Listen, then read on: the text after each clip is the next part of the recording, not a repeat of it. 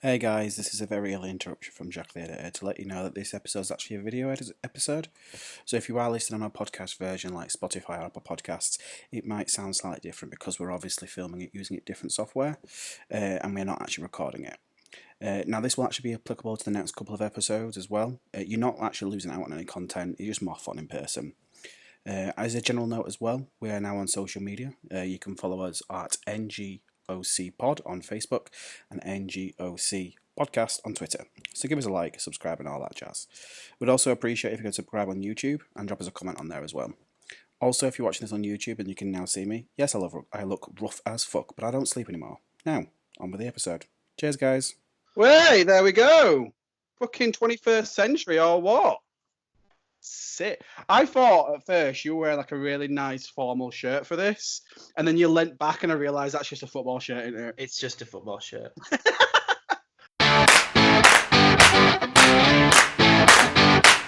Hey guys. Welcome to the Nice Guys of Comedy podcast. With your hosts, Jack, Vincent and Nick Crooks. Oh, and by the way, they're from the north. That's the reason they sound that way. Oh, well, I said it might be an idea to do a bit of an interview with each other. Have you prepared some questions? A couple. I haven't gone like loads. I've got 5. But yeah, I've got 4. That's But 5. like I can ask a random question. Well, I mean, I've got one which is a bit more playy, like a bit more. What would you rather, this or that? Well, I will be very honest. I know that this was completely my idea, but I completely forgot until an hour ago. Oh, so these could be some like proper on the bus homework style questions. These were written in Tesco's an hour ago. I needed something to eat. I went to Tesco's and I was like, right, shit. So I was like fucking writing it in my phone and then going, oh, there's washing up liquid I need. So I love how you was writing questions about me and you thought about washing up liquid. No comment at all. Well, what I worked out is if we kind of do it as 2 separate interviews, like if you interview me and then I interview you, and if we aim for there's like a smudge right over it. It's doing my tit in. And if we do it work out to be about like 20, I don't know, to 35 minutes, kind of that'd be 2 like perfect episodes there. All right. Nice. So, I mean, I say that, and it might not work out as perfectly timed as we want, but that's all I gotta say is you're editing this, so that's not for me to worry about, really. Yeah, this is where it's gonna pop up in the video with me editing, going, "Fuck you, Nick. Fuck you." Yeah. It could be great. It could be great. It might not work, but the fact that we're just using the audio from this. Yeah, it just turns out that we'll just use the audio, and I hope it does work because as we're waiting, I was finishing off just some of the episodes with Pixel, and the next episode that goes out is going to be a lot shorter because I realised that we didn't speak for as long. So the first episode that went out like half an hour, and now there's about just over 20 minutes. So let's hope it does work. Yeah, I suppose that's like a short recap though episode. Yeah. So. Plus, I think it's the one where Pixels drops the cunt bomb a lot, so it's always fun. The cunt bomb. That's the appropriate term. So I know what we'll let you go first then. So, what questions do you have for me then? Right, I'm gonna go with a question about comedy, right? Okay. Because I know the answer. Oh, okay. And I don't know if you're going to use the answer or if you're going to make something up or not, right? So here we go. You'll know exactly what I mean once I say it. Right. So after we did Ultra. Yes. Yeah. Did you know that you wanted to do comedy when you started Ultra, after Ultra? Or did you decide, and what made you decide? See, like that question. I thought about this a lot. Like I thought, what can I ask? Which is a good. I mean, I'm gonna like the made up answer. Really, that's what I'm gonna like the most. Well, I think it's very clear that whatever answer I'm about to give, you know, and a lot of people who I've said know that this is a bullshit answer. I mean, that's what's funny because people's imagination to what is the real answer Exactly. And all that'll take is 2 whiskeys. That's all I'll tell you. That's made a question. That's made you more popular at gigs. And I don't know. Do you know what I mean? I mean, at the end, because people are going to come and ask this question now. Yeah, here's hoping. I really liked your set, but I've got a question for you. No. Well, what I won't go into the true answer, but the part of what I'm about to say is true. So when I never signed up to the Ultra process, which, by the way, I'm gonna not go too much into what the Ultra process is because that'll link into a question that I've got for you. But I didn't go into that Ultra process wanting to be the next Jimmy Carr, Michael McIntyre, anything like that. I wanted to just raise some money for charity. Guy. Because I'm just such a good guy. I'm such a nice guy. That's the thing. I'm such a nice guy. But what was quite funny, so we started in like the June time, and then that autumn, do you know how Facebook comes up with your memories? Yeah. A memory came up from when I was about 19, and it came up saying, I just want to be a stand-up comedian now. And I don't even remember ever having that want or drive or anything, but obviously I did. We're going into the Ultra process. Couple of weeks, I found it a bit eye-opening, that it's a bit more difficult than you first think. It's not just a straightforward, I'm going to tell some jokes and people are going to laugh. You've actually got to put effort in. So that simple. That threw you a bit. Well, it's not easy. Do I want to do this? That's true. I'm not going to lie. The first 3 weeks, I didn't prepare one bit. I literally went up and just spouted some random shit. Some people giggled, some people didn't. And then from then on in, I was like, shit, people are coming with like well-crafted material. I've got to put some fucking effort into this. Shit. So from that point, I didn't really want to do comedy because I was like, oh, it's a lot more effort than it's worth. And then when we started talking with each other and we started talking kind of with a mentor as well about kind of the actual comedian lifestyle and what they do, I was like, oh, that's quite interesting. And then that gig of 300 people, that buzz that you get from then on, and it cemented it that I was like, shit, this is what I actually really want to do. And the rest, as they say, is history. Yeah, that's exactly the answer you told me. And I'm putting this out there. If anyone asks you what the answer is, you're not fucking telling them. This is the answer. You've given me the answer. I'm happy with the answer. That's exactly what I thought you were going to say. Well, on that, though, what about you? Like, did you go into the process knowing this is what you wanted to do? I was going to pay for a course before. Yeah, I remember you saying now. Just because, like, I am hilarious. Yeah. But I might look.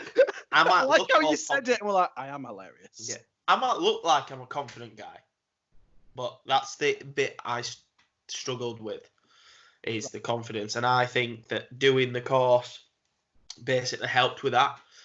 You know, like, but everyone's in the same boat, and also, as much as the laughs might not have been as sincere as when you're at like some shitty pub with like 12 people. Yeah. Still, people won't laugh at something they don't think is funny. And a patronising laugh or just a sympathetic laugh, different from the real laughs. Yeah. And I think that's true, though, especially from a confidence point of view. You definitely, like, I'm not saying that you were unconfident on that first gig, but seeing where you were then and then where you are now, it's come on leaps and bounds. Well, I don't get nervous at all anymore. Like I was. You don't get nervous at all? No, not really, no. Shit. It's weird. It's weirdly thrilling. It's like a drug. And the fact that, do you know what? I get more nervous in when I know family there. Yes, I will agree on that one. I will completely agree on that one. So I could go into a room, I could go on a stage, and there could be like 300 people there, and I'm not going to big me up. I'll go out and do my best and think, oh, I smashed that. Then I could do a room full of 30 people, but 10 of them could be my family, and I think, oh. I remember. So the second time that I did your night when you weren't there, when you were unwell, my mum and stepdad came down to watch, And I remember it was one of the first times in a long time that because I wouldn't say that I don't get nervous, but I get nervous at weird gigs. Like I can go do 300 people in not do them. I can go. Next, please.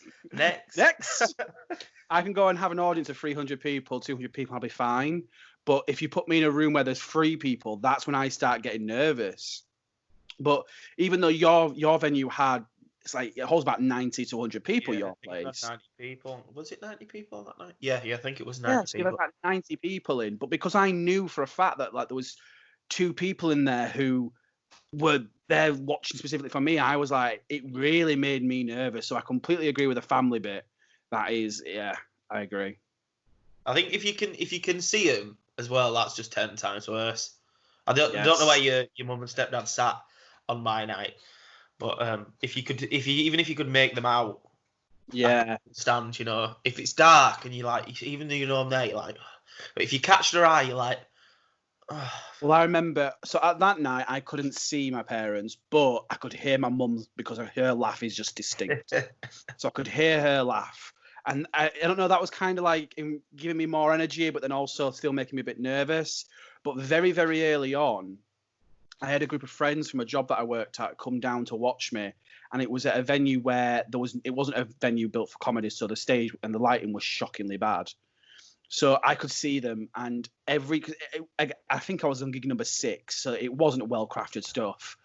And every time I said something, I could see someone like wincing not because it was so bad, but because they just found it weird that someone they knew were on stage and the audience was in general were very bad. And that made me in the end just fuck up because I was like, I can't, this is just bad. This is. Yeah. I think family fear for you as well. Yeah.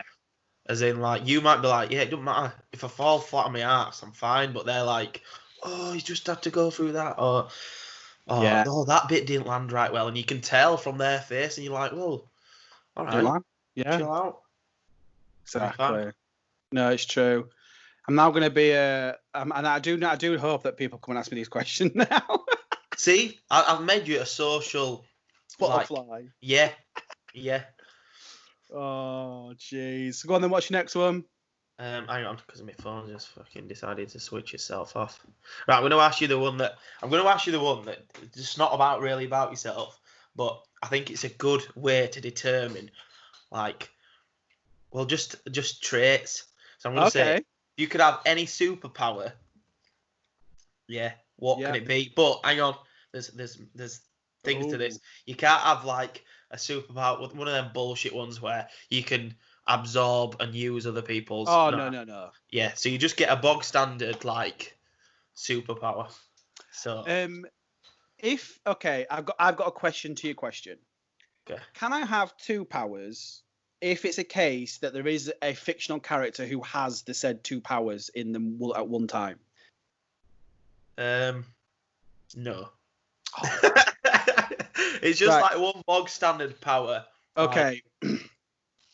I don't know what the actual like technical name is, like invisibility or flight arrow, but I'm assuming you've seen the film The Incredibles.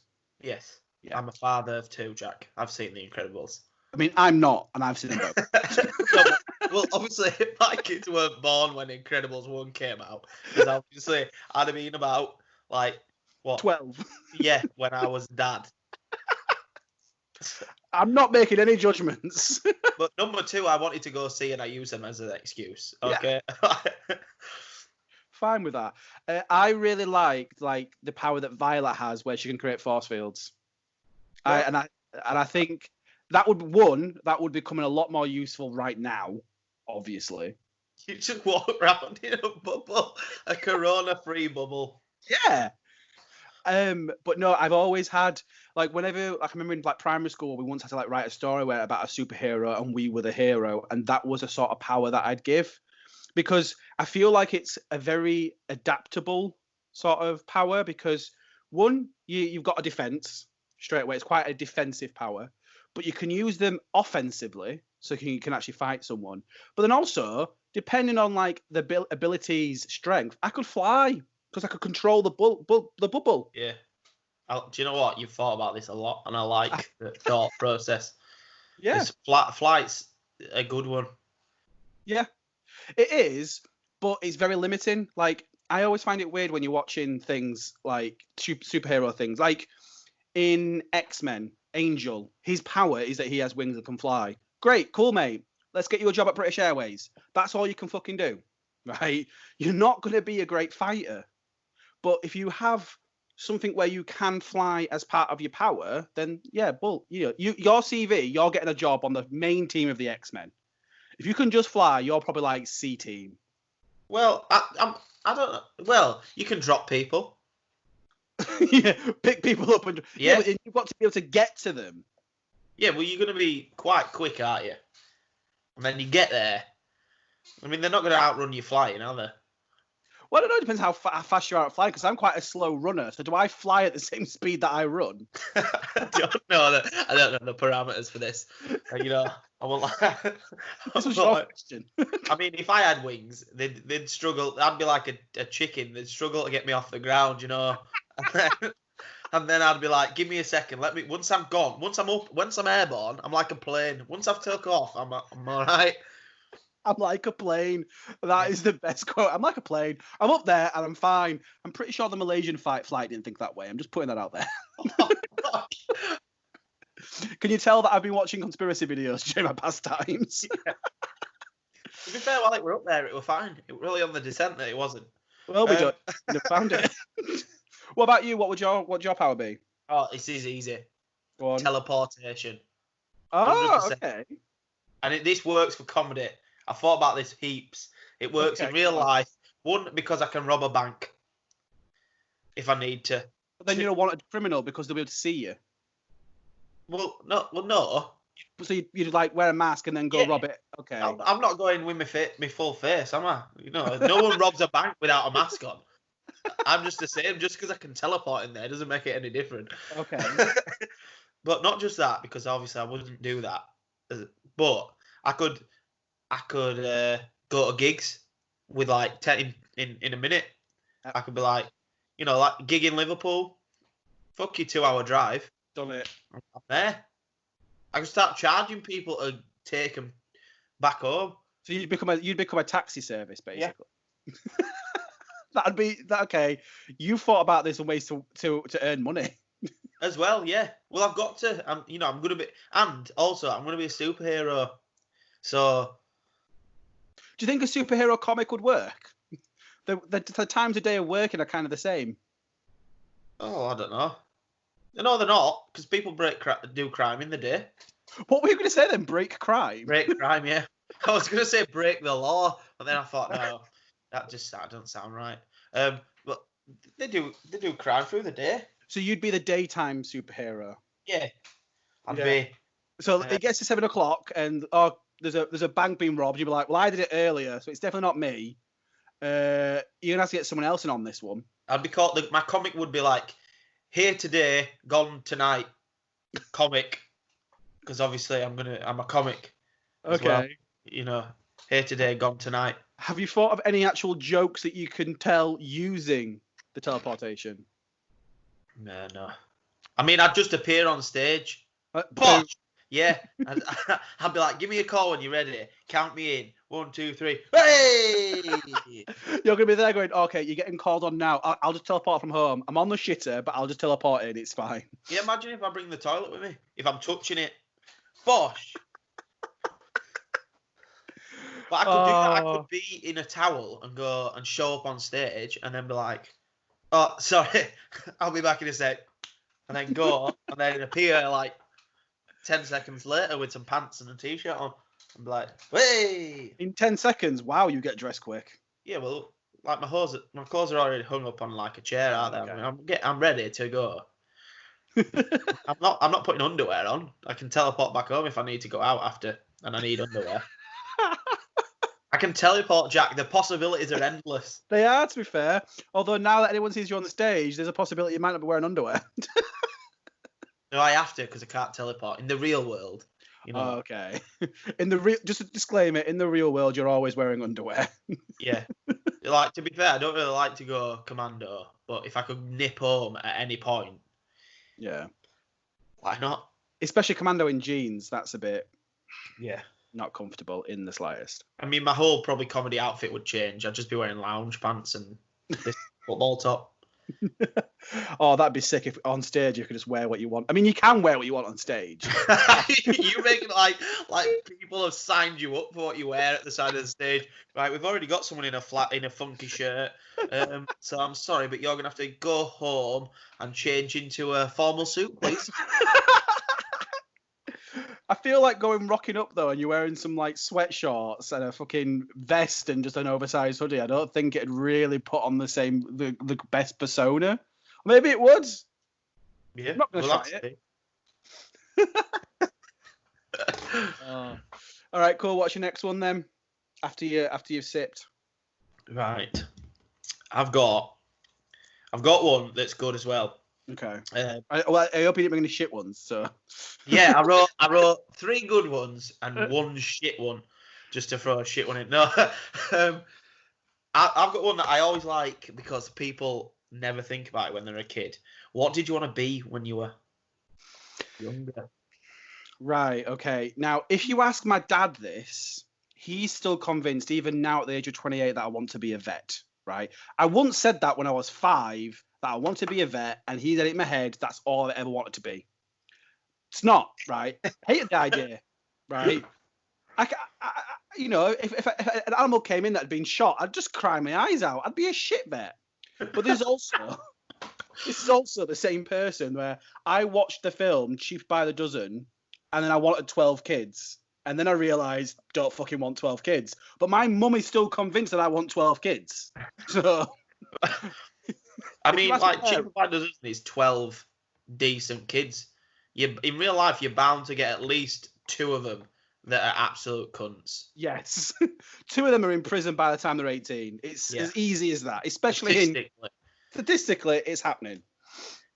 Job-wise, I got to a point where I kind of like the idea of a couple of things. Like, at one point, I wanted to be a driving instructor. I don't know why. I'm 28. I still can't drive. That's the funniest one. That's the funniest answer you could have got, because I was just about to say, but you don't drive at all, Jack. So. When I was doing my driving lessons when I was 17, I was like, oh, this could be quite a cool job. And then I failed twice, and I'm like, maybe not for me then. I mean, they get paid a fortune, don't they? It's a lucrative job. Well, it's like any self-employed business. It's lucrative, but if you can get the people... I plan this all out in my head. I went through a phase of like wanting to be an actor, but then I realised that I can't act for shit. So that went out the window. When I was a kid, though, I always liked writing, and I still do that now. It sounds like a really cheesy answer, so I more want to go with the driving instructor one. No, because I'm happy with your cheesy answer, because if you ask my dad, I wanted to be a writer for God at least till like 11, 12. Yeah. Just wanted to write. And now I'm shit at it. I mean, I'm not shit at the imagination, the story. I just cannot. If I give someone the story and tell them the way it wants to go, if someone actually filled in all the middle bits, like the adjectives and the verbs and the... Yeah. This is the thing. Like, I can tell you, I used to want to... After the idea of being an actor, then the writing, it kind of came into the idea of a film director's point of view and the behind the scenes of it. And I really like the idea of creating films and TV and like working out what the plot twist would be, and you hope that the audience would go like, oh my god, blah, blah, blah. And I really liked that. But when it came to actually writing something, I didn't really like the whole once upon a time, he said, she said, the flowers are pretty. That bit kind of bored me, because I was like, this is 500 words and you've not told me where fucking they've gone. Like, it bores me. But it's only as I've read more and I'm kind of studying it that there's different types, and obviously like the way that I write, like at the moment I've just been submitting a piece for university. Like, you'll have someone who'll be writing to you about the field and how they all glimmer in shades of jade and amethyst, and I'm there going, he walked down the street, he got stabbed. That's I'm very straight to the point. So I'd say a writer, but the whole point of me being a driving instructor, that was at the forefront for a while. That was key. That was key, but you weren't a driver. I love how that was key. That was key. That was forefront of my mind. I can't drive, but I didn't let that stop me. I still thought it was a dream to be had. Yeah, basically, yeah. I can't see an issue with that in the slightest. No. What about you then? So after the writing phase, what did you want to be? I wanted to be a joiner. Okay.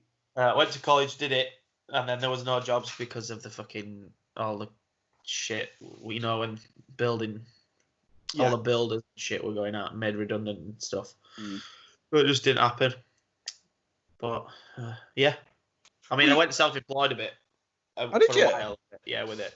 And then I realised that I couldn't get a mortgage, so I fucking sacked that off.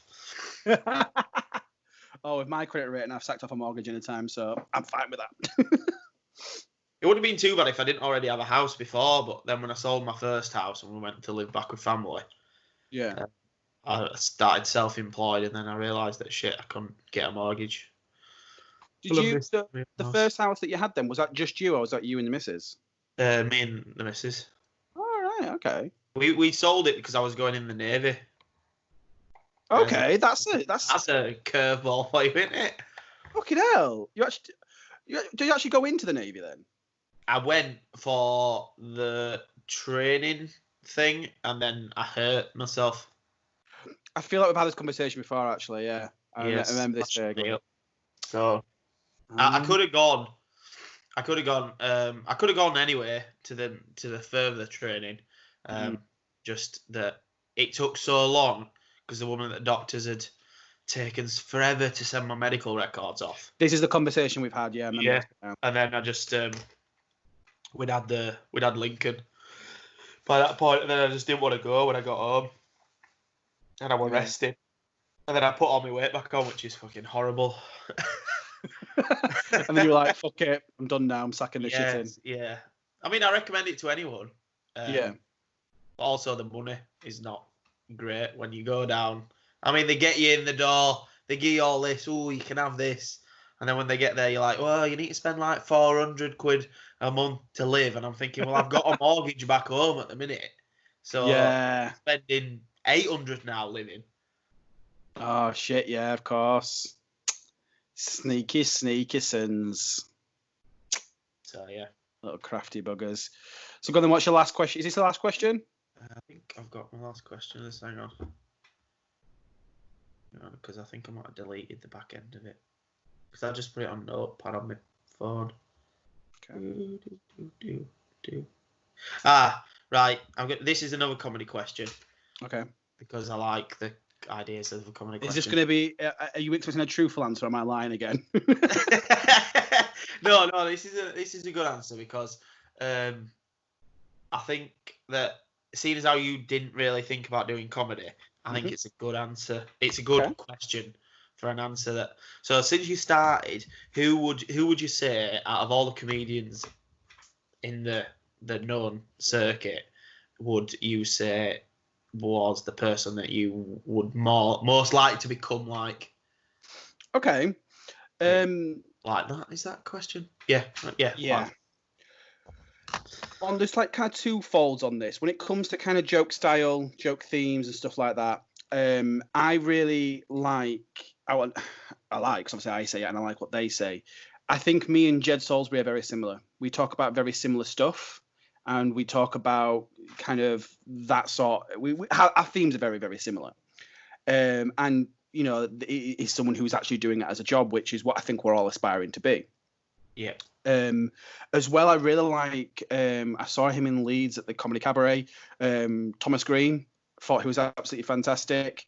And again, the themes and the styles and stuff are very, very similar. I think on that sort of level, that's what I'd like to go to on the themes, because obviously, if you start talking about people who are, you know, making it bigger and higher and kind of making the millions from it, I'm not saying there's no one who talks about the same sort of themes that I do, because someone will pop up going, actually, you'll find out this person does. Some Karen listening, he'll do that. Some Karen will pop up going, actually, if you find this, that'll pop up somewhere. Since doing comedy, I've watched less like Netflix specials and stuff like that. I used to watch quite a lot to get an idea, but since doing it, I only really stick to people who I already know, which is probably a fault of my own. I actually watched, this isn't anything to do with the question you asked, but I actually watched last night Chris D'Elia's Netflix special on obviously on Netflix. Netflix special on Amazon. I watched it on Amazon Prime. I watched his, and there was some stuff in there that I was like, he did this whole bit about the shit X-Men, and I brainstormed about some of the ideas about the shit X. Like one of the things he was talking about is if there's a mutant out there, and his only power is he knows when other people want to see his dick.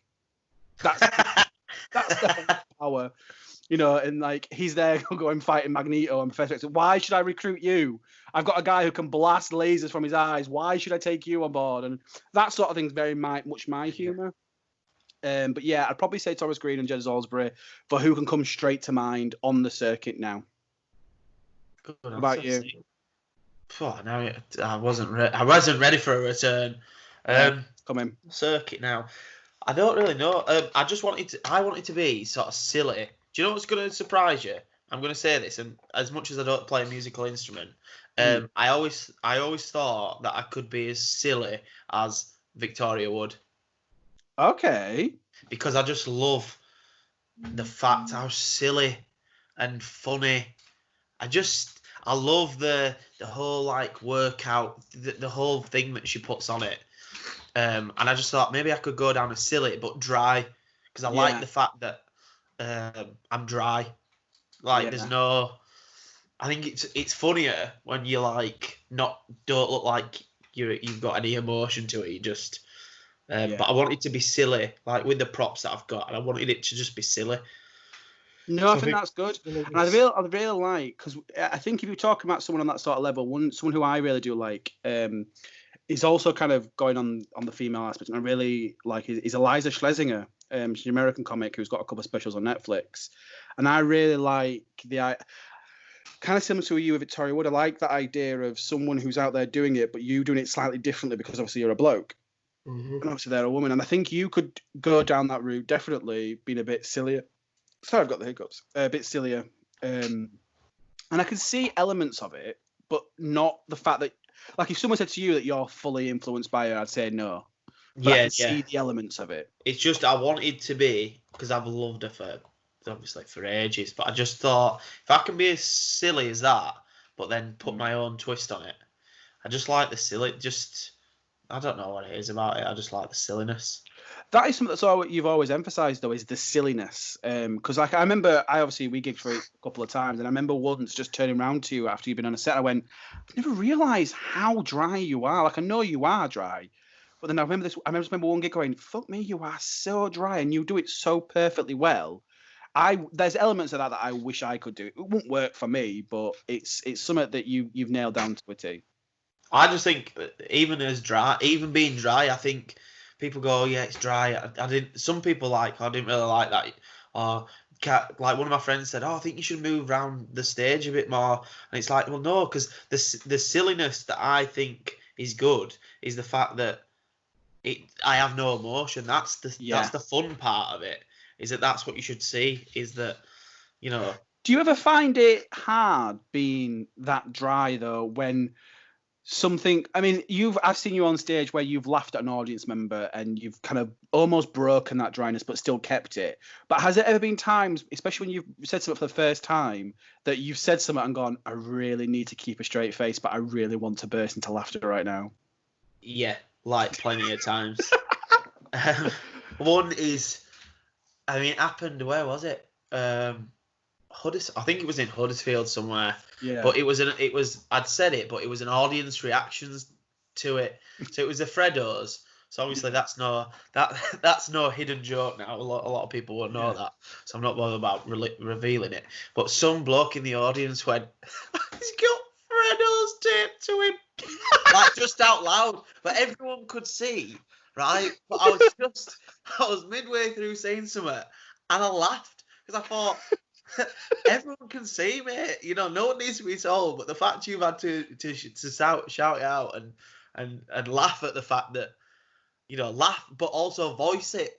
Yeah. Not just a laugh. You've actually got. You got Freddos. Oh look. I just lost it a little bit, but then I tried to sort of curb it back. It is quite hard because I do find a lot of stuff funny myself. Yeah. I suppose you do, because obviously one of the best quotes I've ever seen. It was, have you ever? Whenever I get bored, I always get in a loop of watching like the America's Got Talent, Britain's Got Talent things. And have you ever heard a comedian called Drew Lynch? Drew Lynch. He's got a stutter. I don't think. Is he quite dry?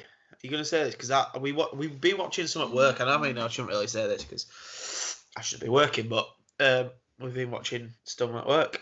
I won't really call him dry, but he does this bit where, so it's no spoiler alert, the guy came second in the whole America's Got Talent, and then he did the Champions and he all that sort of stuff. So he's known to it. But when on his first audition, he was talking, and Mel B, who was one of the judges, went, "I really like it because when you're telling the jokes, you're laughing with us as well. You're laughing at your own jokes." Yeah. And he turns around and goes, "Well, I wrote them." And that quote to me just brought me. I was like, "Well, yeah." It's nice that when you see someone enjoying their own work. Yeah, well, I like Gary Delaney laughs at his jokes, and I think I like that as well because it makes me laugh even more because I'm just like, that it is funny. Yeah, you're right to laugh because it's funny. Laugh because it's funny. That were another thing as well on that Chris D'Elia special. He does this bit. He goes, "I find it really weird that people get offended about what comedians say because don't they know we're joking? It's literally our job." Yeah.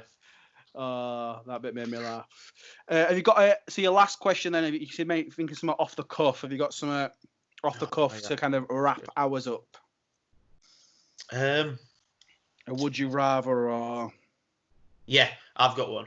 What would you say? This is just an off the cuff. What would you say your greatest achievement is? Seeing as how we're at like a decent peak of our life. I mean, we're 27, but we've done quite a bit. Yes, 27. Did you just have to check how old you were? No, I'm just mean that yes, but there can't be much in it. I'm nearly 28. When do you turn 28? June. Ah, right. Okay, yeah, we'd have been the same school year. But I was January. Yeah. So I've only just turned it. It's difficult. There's a lot of not to kind of blasé about. There's a couple of things that I'm especially proud about that I wouldn't really say because they're quite personal. I'd say stuff that I'd be quite happy to kind of openly talk about is a couple of things. One, going back to uni, just going back to it because I think 10 years later that can be quite hard to do. Is to go back and kind of say, look, I'm going to give this another shot. As well, just before comedy, I wrote a novel. I wrote 200,000 words in a whole novel, and that took a lot of self-discipline for me. No, I was speaking. Well, I was contacting publishers just before we started the process, and then then comedy just overtook it, and I just didn't get the time to go back and refine any work and stuff like that. I'm hoping. Now there's a bit more time with lockdown, once I get my studies out of the way, that I might start kind of going back to it and being able to get something done with that. So, because when I first started comedy, I described it as writing, as an author, that was like my baby, and comedy was like my stepchild. That I kind of liked it, but I didn't really like it that much. Yeah. And it's only kind of over time that they kind of come equal pairing. So I would really like to come back to it. Now that comedy's been on the back burner. But I'd probably say them two. As a single guy with no kids, I don't really have anything else onto that one. I'd probably say them two. I mean, now that I've brought that, if I ask you, you kind of do have to say your wife and kids. I don't. I mean, I can put them down to an add-on. And a sub-note. I mean, they were the greatest achievement, but you remember when I won Harrogate Comedian of the Year? I mean... Do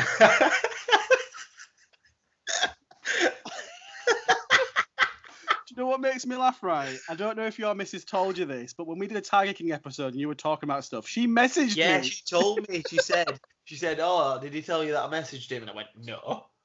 Well, I didn't read the message until afterwards, and it just never came up in conversation. But I'm just expecting a message to drop in now going, "You fucking better say me." I think she's upstairs anyway, so this is good. So, I mean, the Harrogate new comedian, that was something to be proud of. Because you do really well in the competitions. Yeah, I've done all right. I think I've done better. I've done better up north, obviously, because I did fucking shite down south. They don't like the northerners down south. There's no divide like that divide, let's face it. Yeah. So would you say the Harrogate then was your greatest achievement? Oh, well, obviously, I'd have to say my family is my greatest achievement. But, yeah. No, leaving a legacy is probably one of the best things you can do. Yeah. Any way that you want to do it, whether it's kids, videos, obviously anyone can leave a legacy now, can't they? YouTube's a thing. Do you know what? You're hitting the nail on the head there, because I've come to the thing where like wanting children's not like the biggest thing. I don't know if I don't really think I want children, but I do want to leave a legacy.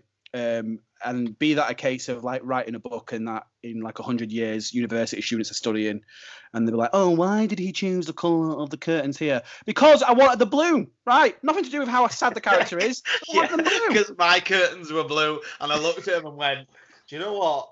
I'm just going to put blue. Yeah. Not because he's sad. Fuck that shit. None of that. But that's sort of legacy.